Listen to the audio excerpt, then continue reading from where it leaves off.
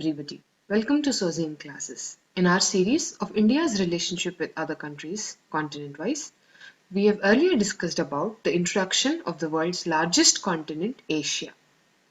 Today, we will look at the country that is made up of over 6,850 islands and has the world's rich sea life with the largest fish catches in the world, which is Japan.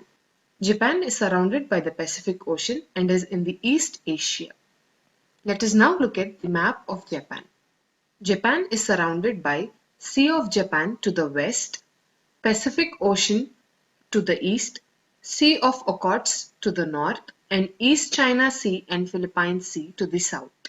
Tokyo is the capital of Japan and is one of the world's most densely populated cities because habitable zones are very few in Japan, with nearly 73% of the land being rugged and mountainous. The rugged land also means there is less area of cultivation, but the mild temperatures allow a variety of crops to be grown. I've also mentioned about Japan having the world's largest fish catches. This is because of the confluence of cold and warm currents in Japan have resulted in their rich sea life. Japan is also located in the Pacific Ring of Fire, which makes this country an earthquake-prone country, and thus this country has at least 1,000 earthquakes per year. Our relationship with Japan dates back to the 6th century when Buddhism was spread to Japan via China and Korea. Indian culture, filtered through Buddhism, has had a great impact on the Japanese culture, and this is the source of the Japanese people's sense of closeness to India. After World War II, in 1949, symbolic gestures took place between both the countries, and on 28 April 1952, Japan and India signed a peace treaty and established diplomatic relations. This treaty was one of the first peace treaties Japan signed after World War II. Ever since the establishment of diplomatic relations, the two countries have enjoyed cordial relationship. Post-World War II, India's iron ore helped a great deal to Japan's recovery from the devastation, and Japan started providing aid loans to India in 1958 as the first aid loan aid extended by Japanese government. In the year 2000, Japan's then Prime Minister Mr. Mori and late Sri Atal Bihari Vajpayee decided the establishment of global partnership between India and Japan. The transformation of our ties with Japan were further extended by the decision to have annual summits between the prime ministers of both the countries, commencing from 2006 when both sides established strategic and global partnership. Why do you think our relationship with Japan has been described as one of the most rapidly advancing relationships in Asia?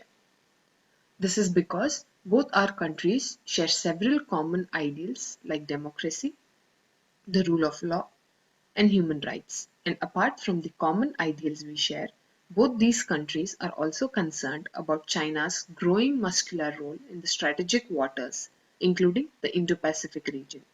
Hence, the relationship between India and Japan has emerged as a significant factor contributing to the stability and security of the Indo-Pacific region. Speaking about China's growing power in Indo-Pacific region, in the 13th India-Japan Annual Summit that was conducted in Tokyo on October 2018, the two countries also decided to have mutual logistics support over the region and signed the Acquisition and Cross-Servicing Agreement.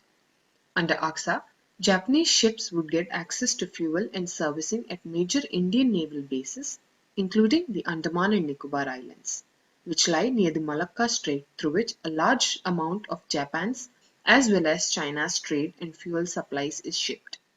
In this agreement, India's Navy, which is increasingly sending ships further out as a way to counter China's expanding presence in the Indian Ocean, would also get access to Japanese facilities for maintenance. This way, Japan and India have a great deal of convergence with respect to freedom of navigation and transparency in the Indo-Pacific region. From the 13th India-Japan Annual Summit that was conducted in Tokyo, both the Prime Ministers during this summit took the decision to have a 2+2 dialogue with an aim to boost the defense and security ties between both the countries. Japan is the second country after the United States of America with which India has such a dialogue format. The first inaugural meeting of the 2+2 dialogue was conducted on 30th November 2019. This dialogue has been driven by the mutual desire to frame an Asia that is not dominated by a single country, and to see the emergence of a multipolar Indo-Pacific that is free, open, and inclusive. The 2+2 meeting provided an opportunity for the two sides to review the status and exchange further views on strengthening defense and security cooperation between India and Japan, to provide greater depth to the India-Japan Special Strategic and Global Partnership.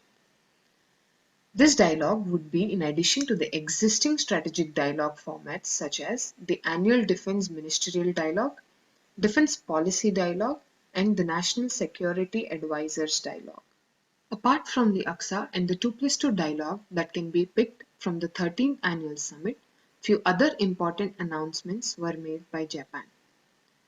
Japan announced of joining the International Solar Alliance, exchange of notes concerning the provision of 7 loans project, including the project for the construction of Mumbai-Ahmedabad high-speed rail, currency swap agreements of $75 billion was signed, India-Japan Digital Partnership and Implementing Arrangement for Deeper Cooperation between Japan Maritime Self-Defense Force and Indian Navy, MOU on healthcare, food processing sectors were among the 32 MOUs signed during the annual summit, and 57 Japanese companies announced to make investments in India worth $25 billion, and 15 Indian companies announced to make investments in Japan.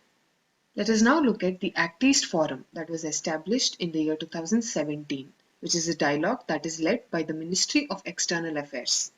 This dialogue aims to provide a platform for India and Japan collaboration under India's Act East policy and Japan's free and open Indo-Pacific vision. What is India's Act East policy? The objective of Act East policy is to promote economic cooperation, cultural ties, and development strategic relationship with countries in the Asia-Pacific region. The northeast of India has been a priority in the Act East policy. And at the second meeting of the Act East Forum that was conducted on 8th October 2018, both sides agreed to focus on expanding of Japanese language in Northeast, training of caregivers under the Technical Intern Training Program. India and Japan's defense and security partnership has evolved over the years and today forms an integral pillar of the bilateral ties.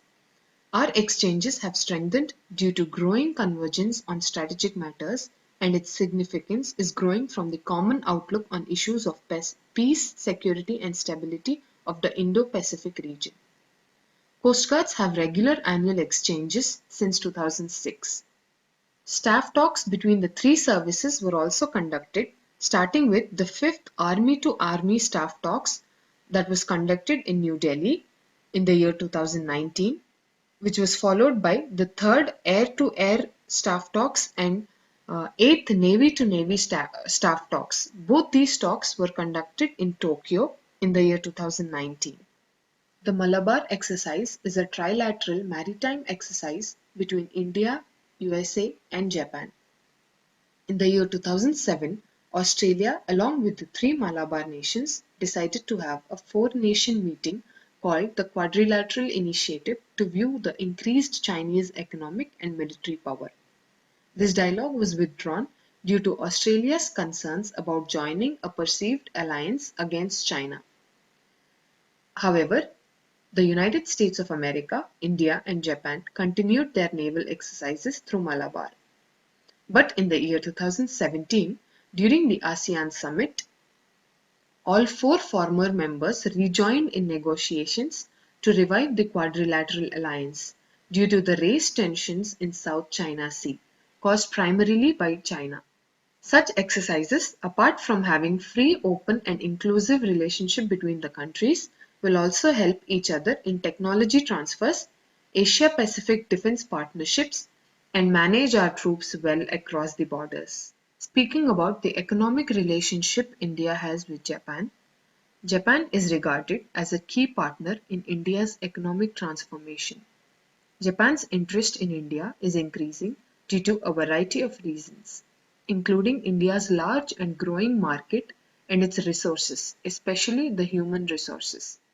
The bilateral trade between India and Japan for the financial year 2019 and 20 totaled to $11.87 billion.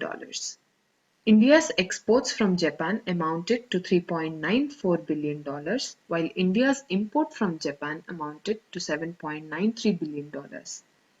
Japan ranks as the third biggest investors in India. India and Japan's Digital Partnership and Startup Hub was launched in the 13th Annual Summit conducted on 13th October 2018, aiming to focus more on digital technologies.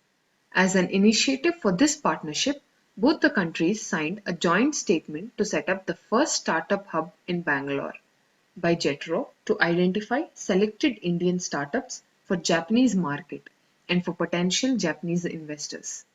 India's primary exports to Japan have been petroleum products, chemicals, non-metallic mineralware, fish and fish preparations, etc., whereas India's primary imports from Japan are machinery, electrical machinery, iron and steel products, plastic materials, and non-ferrous metals, etc. This was about India's relationship with Japan. Hope you have understood. Let me end this video by showing you two previous year questions that were asked in GS Mains Paper 2. Hope you liked the video. If you found the video useful, please like this video and subscribe to the channel Sozine Classes. For further queries on classes that will be conducted online or offline, please visit to the website www.sozineclasses.com. Thank you and have a great day.